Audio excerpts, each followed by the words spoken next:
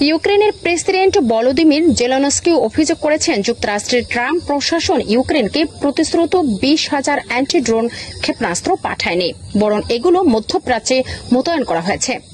রোববার এবিসি নিউজকে দেওয়া এক সাক্ষাৎকারে তিনি বলেন, এসব ক্ষেপণাস্ত্র ইরানের শাহেদ ড্রোন প্রতিরোধের ইউক্রেনের জন্য খুবই গুরুত্বপূর্ণ ছিল। ওয়াল স্ট্রিট জার্নালের খবরে বলা হয়, ইরানের সঙ্গে সম্ভাব্য সংঘাতের জন্য প্রস্তুতি হিসেবে যুক্তরাষ্ট্র এই ক্ষেপণাস্ত্রগুলো মধ্যপ্রাচ্যে সরিয়ে নিয়েছে। প্রতিরক্ষা সচিব পিট হেগসেথ এই সিদ্ধান্ত নেন। একই সঙ্গে তিনি ইউক্রেন ডিফেন্স কন্ট্রাক্ট গ্রুপের বৈঠকেও অংশ নেননি, যা রাশিয়ার আগ্রাসন শুরুর পর এই প্রথম। এদিকে চলতি বছরের মার্চ থেকে যুক্তরাষ্ট্র ইউক্রেনের সামরিক সহায়তা স্থগিত রেখেছে।